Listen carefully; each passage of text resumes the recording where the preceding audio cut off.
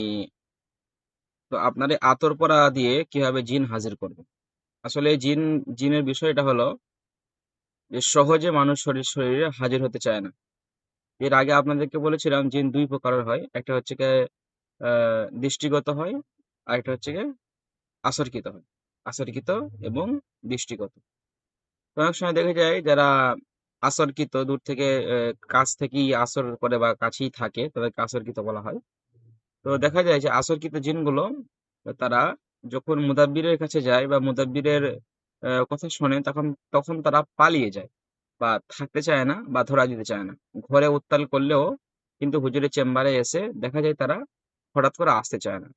সে সমস্ত বদ জিনগুলো, বদমাইশ জিনগুলো যারা একেবারে খুব কঠিন বা অনেক মুদাব্বিরের কাছে তারা মানে হাজির হয়ে হয়ে খুব একটা পাকাপোক্ত হয়ে গিয়েছে, তারা হুট করে তারা ধরা দিতে চায় না।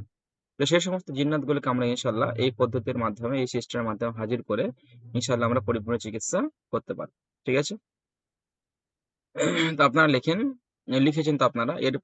এর জন্য আমার কি লাগবে? আমাদের একটা মেশক আম্বর আতর লাগবে। হ্যাঁ, যে মেশক আম্বর যে আতরগুলো হয়, এই মেশক আম্বর আতর নেবেন, অরিজিনালটা নেবেন, কেন নকল নকল হবে না। ঠিক আছে? অরিজিনাল আতর নেবেন। মেশক আম্বর খুশবুটা এর অনেক গুণাগুণ আছে, এর অনেক গুণাবলী, অনেক গুণাগুণ আছে। তো এই মেশ কামড় আতরটা আপনারা নিয়ে আপনারা ওই আতরটাকে একদিন পরে আপনারা এই আতরটা সারা জীবন ইনশাল্লাহ কাজে লাগাতে পারবেন। সর্বনিম্ন এক বছর হলে ভালো, কিন্তু আপনি মাত্র একবার আমল করবেন, বাকিটা এটা সবসময় আপনি এটা কাজে লাগাতে পারবেন। ঠিক আছে? তো আপনার এর জন্য আপনারা সূরা মোট পড়তে হবে ৪৯ বার। ৪৯ বার পরে আপনারা এখানে ফু দেবেন। শেষ করে ৪৯ বার শেষ করে আপনারা ৩টে দম করবেন। যখন আমাদের আতর পড়াটা, হ্যাঁ, হ্যাঁ, অবশ্যই আগে পরে এবং ১ম এ এবং শেষে ইস্তেগফার দরুদ পড়বেন। ঠিক আছে? তো যখন আ আতর পড়া কমপ্লিট হয়ে যাবে, তখন আপনারা যখন মনে করবেন জিনকে হাজির করার উদ্দেশ্য করবেন, তখন আপনারা কি করবেন? ওই আতরটা নিয়ে রোগীর নাকের ডগায় একটু লাগিয়ে দেবেন। যদি মহিলা হয় তাহলে রোগীর হিজাবে লাগিয়ে দেবেন। ঠিক আছে? যদি মহিলা হয় রোগীর হিজাবে লাগিয়ে দেবেন। এরপর আপনাকে একটা রুবাই দেওয়া হবে, রুবাইটা পড়বেন। রুবাইটা এরকম হবে, আযযামতু আলাইকুম ইয়া মা'শারাল জিন্নি ওয়াল ইনস রাতবান রাতবান মাহাদান মাহাদান, এরকম একটা রুবাই হবে। এই রুবাইটা আপনারা বারংবার পড়বেন এবং রোগীর শরীরে আপনারা ফু দেবেন, এবং জিন যত কঠিন হোক, যেখানে থাকুক না কেন, সে ইনশাল্লাহ আসতে বাধ্য হবে।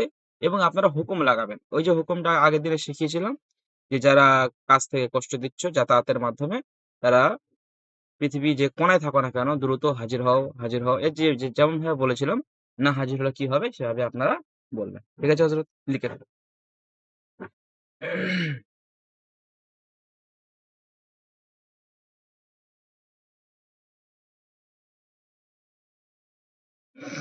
আল্লাহ।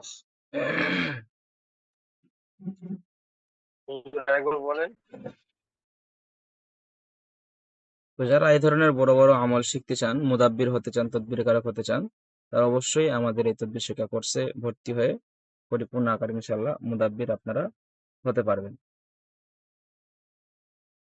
সকলের লেখা হয়েছে হযরত? লেখা হলে বলবেন।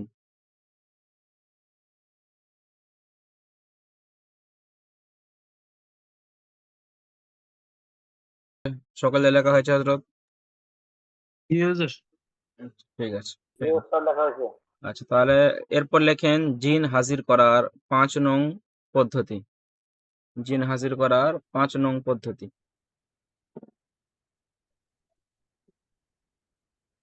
এটা একটা মারাত্মক আমল।